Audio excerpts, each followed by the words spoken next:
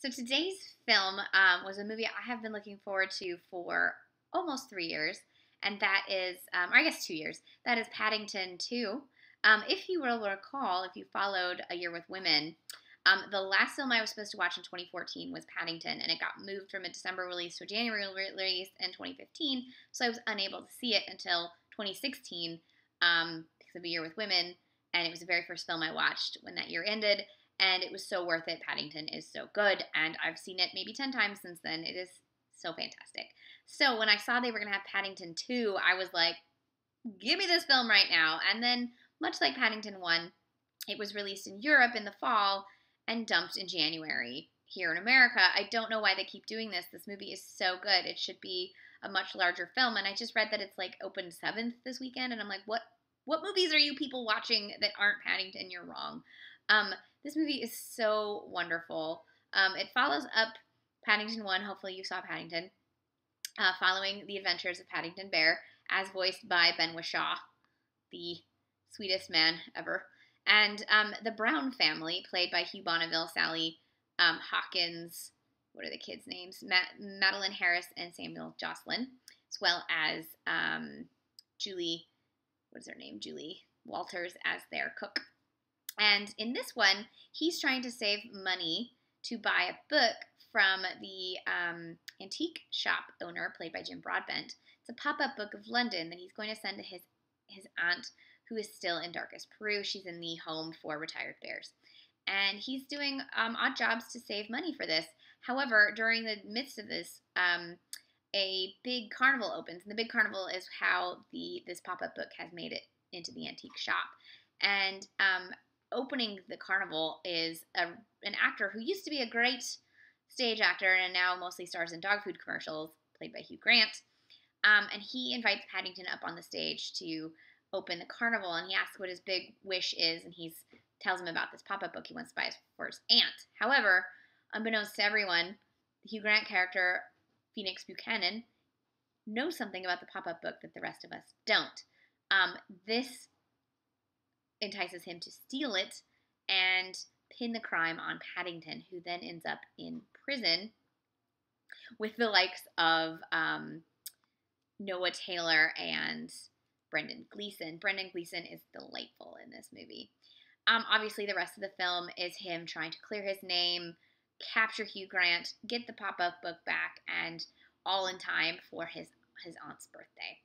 This movie is delightful. Much like the first film, there are lots of references to silent comedians. There is actually a 110% homage to modern times. It is delightful. There's also a moment that is stripped straight from a wonderful Busby Berkeley-esque moment. There was also, I almost don't want to spoil it, but there's some stuff with Hugh Grant that's fantastic, and there was a sort of moment where there was a bit from Maurice, and obviously Maurice is my favorite thing in the entire world, and I squealed a little bit, I'm not going to lie. So those of you who are part of the Maurice fandom, go check this out. This is actually one of the greatest performances I've ever seen from Hugh Grant, not just in the last few years where he's kind of waned a bit, but from his entire career. He's having so much fun in this role, and he's really digs really deep into being this sort of hammy, villainous actor. It's so much fun to watch him having fun. I love watching movies where you can tell everyone who did it is coming from a place of love and joy and happiness. And that's how I felt when I watched the first Paddington, and that's how I felt watching this one, where everyone here is just trying to tell a great story, and they're trying to instill good values in people, and they do it without preaching at you. They just are. And Paddington just is good, and his goodness just sort of rubs off on everyone else, and then everyone else is better from it, and you're better from watching this movie. Also in the cast are the great British actors Joanna Lumley for one scene each, and Eileen Atkins. I love Eileen Atkins. She is always so good. And Peter Capaldi comes back playing the xenophobic neighbor.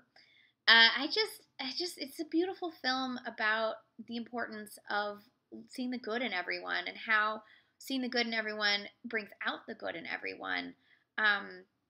It also very easily shows you the breadth and um, diversity of London without being like, look, diversity. It just is, because London just is, because most cities just are diverse, and it's not hard to have a film that reflects that. Just wish more movies were able to come from such a wonderful, pure place as Paddington. But there's supposed to be a third film. I'm very excited for that. I really want it. Ben Whishaw is my favorite. He is a cinnamon roll, and I love him. And his voice as Paddington is so perfect.